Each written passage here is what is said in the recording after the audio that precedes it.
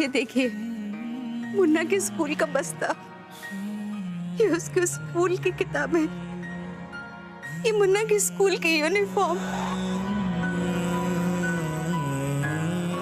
ये मुन्ना की पहली जीन्स। कितना खुश था इसे पहनकर, वो पूरे घर में भाग रहा था, अम्मा अम्मा चिल्ला रहा था, अम्मा हम कैसे लग रहे हैं, अम्मा हम कैसे लग रहे हैं इसे पहन के। ये मुन्ना का कप, ये उसके मेडल्स जो उसने खेल में जीते थे, कैसे भागते हुए आया था, अम्मा अम्मा देखो हम क्या जीत के लाए हैं। हमारे गले में बाहें फैला के झूल जाता था।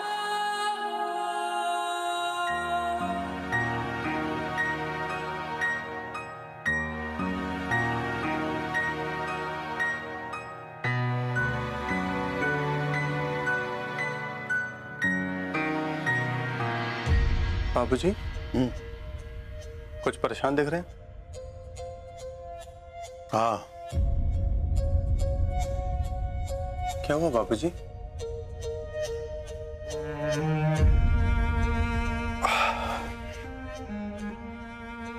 परेशान तो है बेटा, तुम्हारी अम्मा का बर्ताव बड़ा अजीब सा हो गया है। हमारी तो कुछ समझ में नहीं आ रहा है। अब ये उन्होंने शिव का कमरा खाली करवा लिया है, पता नहीं आगे क्या करेंगी। हमें भी चिंता हो रही है बाबूजी, सरला भी बहुत दुखी है। कल रात हम दोनों सो नहीं पाए, अम्मा के बारे में ही सोचते रहे। हमारा भी यही हाल है। हमें इस बात की चिंता हो रही है कि शिव को जब पता चलेगा कि उसकी अम्मा ने उसका कमरा खाली करवा लिया तो क्या बीतेगी उसके दिल पर। जी, उसे पता चल चुका है। क्या? कैसे? वो हमारी बात हुई थी कल उससे। अच्छा, उसे बहुत बुरा लगा होगा ना? जी, पहले तो उसे बहुत बुरा लगा, लेकिन फिर उसने अपने आप को संभाल लिया। उसने कहा अम्मा इस वक्त हर्ट है इसलिए ऐसा कर रही है, वो जल्द ही आकर अम्मा को मना लेगा। हमने कहा उससे कि इस बार अम्मा को मनाना जरा मुश्किल है, तो उसने कहा कि वो अम्मा को जितना जानता है उतना शायद कोई नहीं जानता। अब चिंता न करे बाबूजी, वो जानता है कि अम्मा को कैसे मनाना है। वो जल्दी गौरी को लेकर आएगा और वो सब कुछ संभाल लेगा। हाँ, उम्मीद तो है कि वो जल्द से जल्द गौरी को ले आए और जल्द से जल्द वो नर्मदा जी के पागलपन का इलाज करे। लेकिन साथ ही साथ हमें इस बात की भी आशंका है बेटा कि तुम्हारी अम्मा बस यहीं रुकने वाली नहीं है, वो जरूर कुछ न कुछ नया खेल खेलेंगी, क्योंकि वो अपमान की आग में झुलस रही है।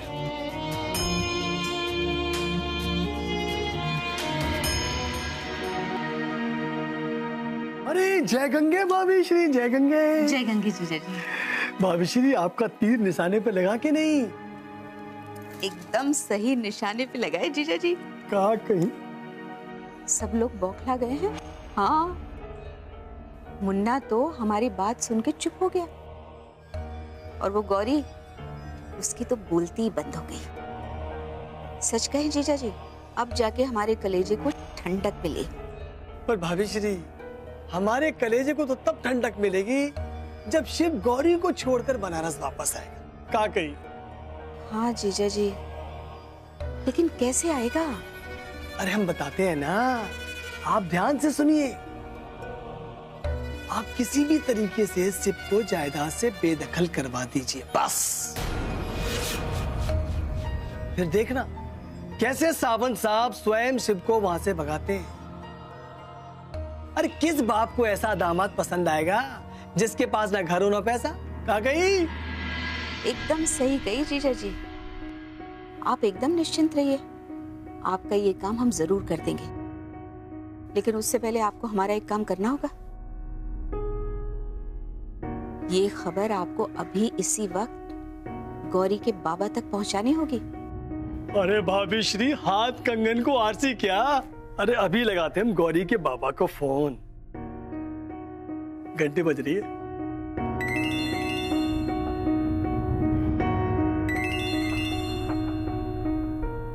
हेलो, कौन? अरे शिव के फूफा जी बोल रहे हैं, प्रभुदयाल पांडे। काकई। हाँ कहिए, कैसे फोन किया? शिव की अम्मा का संदेशा देने के लिए सावंत साहब। वो क्या है कि अभी शिव का कमरा राम को सौंप दिया है उनकी अम्मा ने, और कुछ ही दिन बाद शिव को जायदाद से बेदखल करने वाली है। काकई।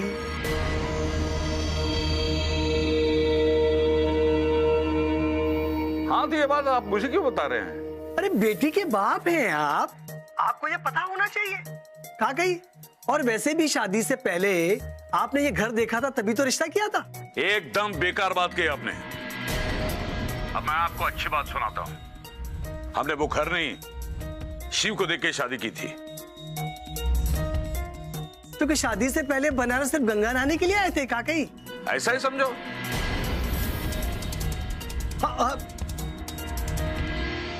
क्या हुआ जीजा जी? अरे आपने फोन क्यों कट कर दिया? उन्हें खरी कोटी क्यों नहीं सुनाई? अरे भाभी श्रीजा, सुई चुभने से काम चल जाए, वह तलवार चलाने से क्या फायदा? आप ये सब छोड़िए, आप तो जाइए और माताजी के कान भरिए। जल्दी से शिव को जायदाद से बेदखल करवाइए, और साथ में अपने पतिदेव की लगाम को जरा कस के रखिए, क्योंकि वो आपके रास्ते में रोड़े जरूर अटकाएंगे। काकई। जीजा जी आप चिंता मत कीजिए, हम सब समझ गए। बस एक बार माताजी हमारे हाथ में आ जाएं, फिर आप देखिएगा मुन्ना के बाबूजी भी कुछ नहीं कर पाएंगे। अच्छा जीजा जी हम चलते हैं। जय गंगे। ढेरों शुभकामनाएं भाभी श्री आपको। अब कोई भी काम हो आप याद कीजिए। हाँ, काकी। हाँ। जय जय गंगे।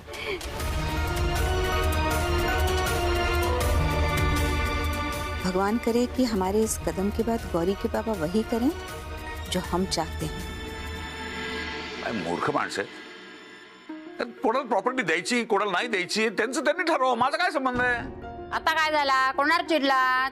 अहो शिव चैत्याच्या घरच्यांना काळजी नसेल तर त्याला कोण काय करणार? हा शाणा गौरीला बनारसला घेऊन जायचं म्हणतोय आणि तिथं त्याची फॅमिली प्रॉपर्टी तर बेदखल करते त्याला. तुमका कसा कळला पण? अम्माचा निरोध द्यायला फुफाजीने फोन केला होता. कोण तो फुफा? त्याका जाऊ द्या. अहो एक नवरा तो फुटक्या तोंडाचा, त्याच्या हातून काय पण होतं नाही. तुम्ही काळजी करू नका हो. गौरीचे सासरची माणसं अशी वागूची नाही. हो बाबा, मलाही असंच वाटतंय. काय काय तुम्हाला काय वाटतं? तुम्हाला माहिती आहेत ते लोक? मला माहिती आहेत. मी जवळ रंग बघितले त्यांचे. कळलं?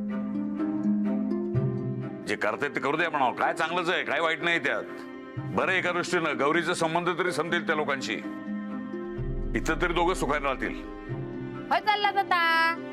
गौरीकडे त्या शिवनी बनारसची प्रेमाची पट्टी बांधली डोळ्यावर, ती काढायला.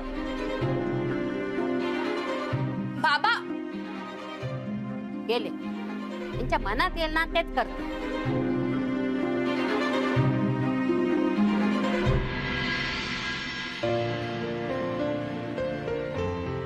गौरी बाबा अरे बाबा गुड मॉर्निंग. आइए ना. मी चहा ठेवलाय. नाही चहा चहा. ऍक्च्युली काय झालं, सकाळी मला त्या प्रॉपर्टी डीलरचा फोन आला होता.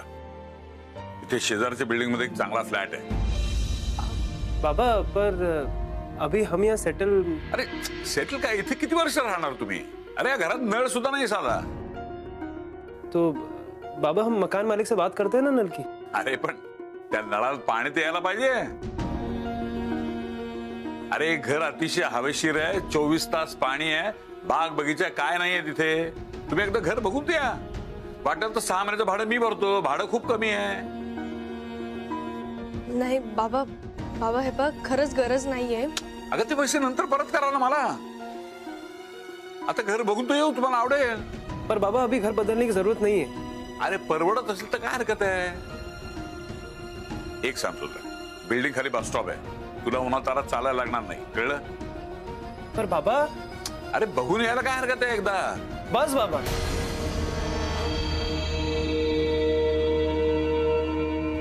बाबा देखिए, अगर आप हमारी बात कर रहे हैं तो हमारी बात तो सुनिए. हम यहाँ घर बसाने के लिए नहीं आए. हम अपनी पत्नी को वापस ले जाने के लिए आए हैं.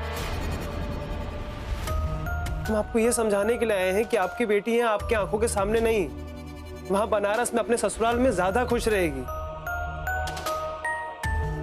क्योंकि वो हमारा घर है।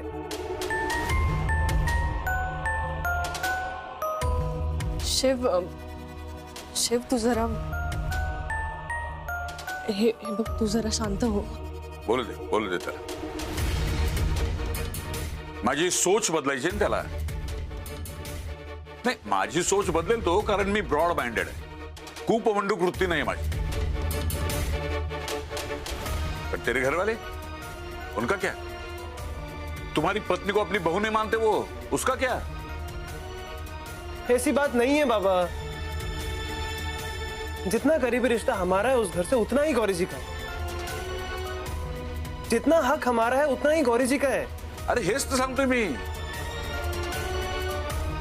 शायद अपने लोगों को पहचाने में गलती की है तुमने. जिस घर को तुम गौरी का घर बता रहे हो ना, वो घर तुम्हारा भी नहीं है अभी. क्योंकि तुम्हारी अम्मा उस घर से कानून बेदखल कर रही है तुम्हें. आणि ही बातमी तुझ्या अम्माने मला तुला द्यायला सांगितली होती. आज तुझ्या फुफाजींचा फोन आला होता. मी मुलीचा बाप आहे ना, तेव्हा माझ्या जावायला त्याच्या घरच्यांनी घरापासून वेगळं केले मला माहित असायला हवं, म्हणून त्यांनी फोन केला. जरा डोळे उघड. त्या घराच्या आणि घरच्यांच्या जीवावर बनारसची जी खोटी आशा लावून बसलायस ना ती विसर, आणि मुंबईत नव्यानं संसार सुरू कर.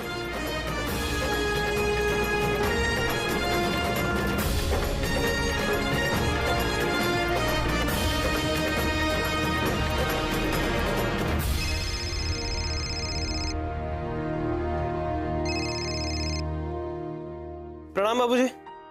हाँ, खुश रहो. 100 साल उम्र है बेटा तुम्हारी. अभी हम तुम्हारे बारे में ही सोच रहे थे. बड़ी चिंता हो रही थी तुम्हारी. बाबूजी आप हमारी चिंता मत कीजिए, हम संभाल लेंगे अपने आप को. आप बताइए अम्मा कैसी हैं? तुम्हारी अम्मा का बर्ताव दिन ब दिन बिगड़ता जा रहा है बेटा. हमारी तो समझ में नहीं आ रहा कि क्या करें उनका. उनके साथ कैसा बर्ताव करना है आप उसकी चिंता मत कीजिए बाबूजी. हम आके सबको संभाल लेंगे. हमें पता होने क्या चाहिए. आप बस ये देखिए कि वो फूफा जी से ना मिले ज्यादा. फूफा जी उन्हें बहकाया नहीं, इसका ध्यान रखिए. मतलब हम समझे नहीं. फूफा जी ने बाबा को फोन किया था. क्या क्या बातें हुई फोन पर? अम्मा का नाम लेके उन्होंने ये कहा है कि जिस कारोबार और हवेली जायदाद को देख के गौरी जी का हाथ हमारे हाथ में दिया था, उससे हमें बेदखल कर दिया. लेकिन ऐसी कोई बात तो यहाँ हुई ही नहीं है. झूठ है ये सब.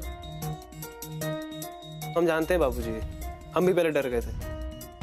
फिर हमें पता लगा कि ये चीज फूफा जी ने की है, तो हम समझ गए फूफा जी का कांड है, अम्मा का नहीं है. आप बस इतना पता लगाइए कि ये बात फूफा जी के मन से निकली है, ये अम्मा को बहका के उनसे कहलाई गई है. तुम चिंता मत करो.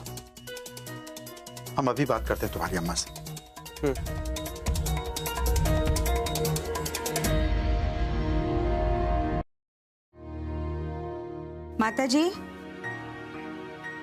माताजी आपके लिए दूध और फल लाए, खा लीजिए. हमारा मन नहीं है जौनपुर वाली. माताजी खाएंगी नहीं तो कैसे काम चलेगा? हम तो कहते हैं इस उम्र में आपको उपवास नहीं रखने चाहिए. अब उपवास रखा है, फलाहार नहीं करेंगे तो तबीयत नहीं खराब हो जाएगी. नहीं, रहने दो. माताजी देखिए, जिद ना करें आप. थोड़ा सा खा लीजिए, आपको अच्छा लगेगा. माताजी हम जानते हैं आप मुन्ना की याद में दुखी हैं. अब देखिए, हम भी तो मुन्ना को भूलने की कितनी. सरला जी ये पुताई रहने दो और जाके रसोई संभालो.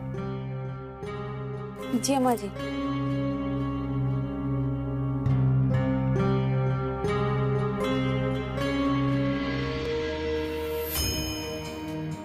माताजी हम भी तो मुन्ना को भूलने की कितनी कोशिश कर रहे हैं, लेकिन भला एक माँ अपने बेटे को भूल सकती है क्या?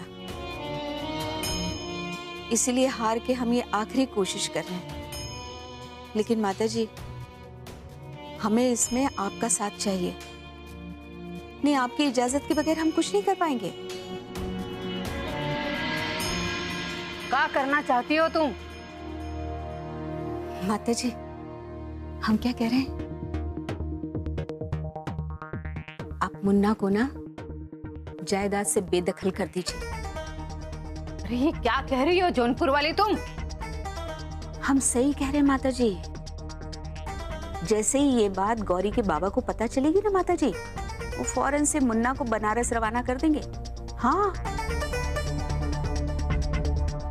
भला वो अपनी बेटी को किसी कंगाल के साथ रहने देंगे? ठीक है, लेकिन ऐसे आने से क्या फायदा जौनपुर वाली, जिसमें मुन्ना मुंबई वाली को साथ ना लेके आए? अरे बात तो तब बने जब मुन्ना के साथ मुंबई वाली भी वापस आए। माताजी, गौरी मुन्ना के साथ ही बनारस वापस आएगी, आप निश्चिंत रहिए। जैसा हम कह रहे हैं ना, आप बिल्कुल वैसा ही कीजिए। फिर देखिएगा, न रहेगा बांस और न बजेगी बांसुरी।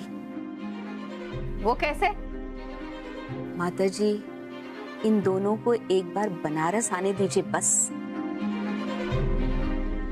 हम गौरी से उसका मायका ही छुड़वा देंगे, फिर देखिएगा आप। हाँ, लेकिन वो माता प्रसाद तो।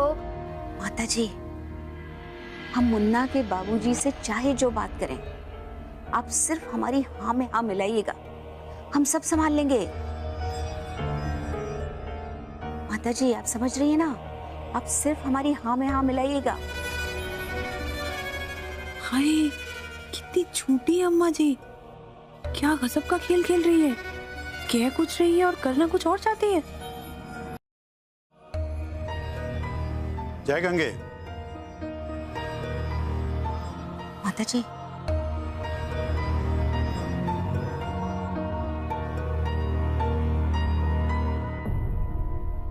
जय गंगे।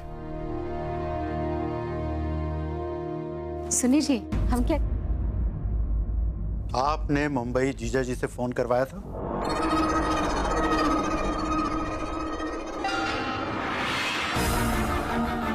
जी।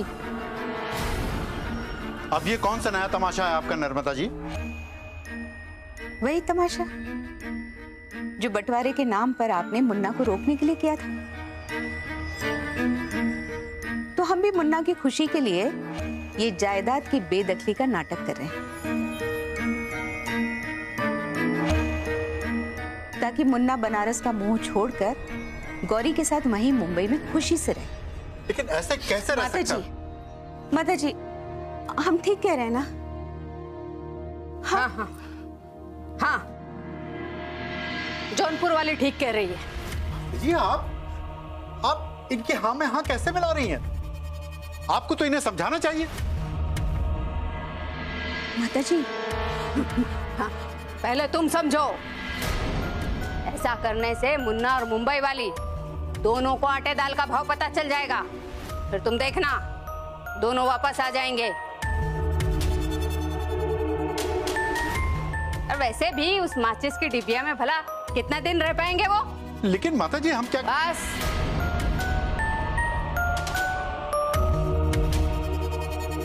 हमें कुछ नहीं सुनना।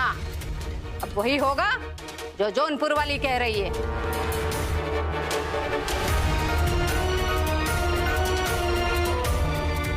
बस तुम जाओ, जाके वो बेदखली के कागजात तैयार कराओ। और हाँ, देना ही है ना, तो थोड़ा बहुत रुपया पैसा दे दो, वहां गृहस्थी बसाने के काम आएगा। लेकिन इससे ज्यादा कुछ भी नहीं।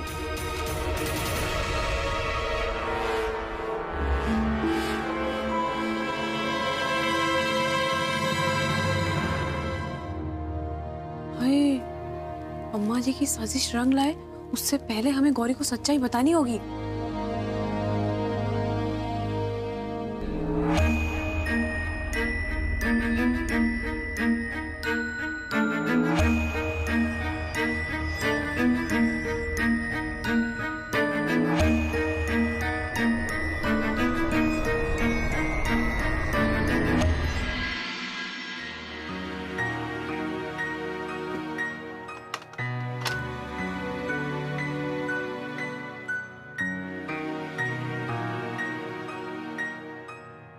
गौरी, फोन उठाओ, फोन उठाओ।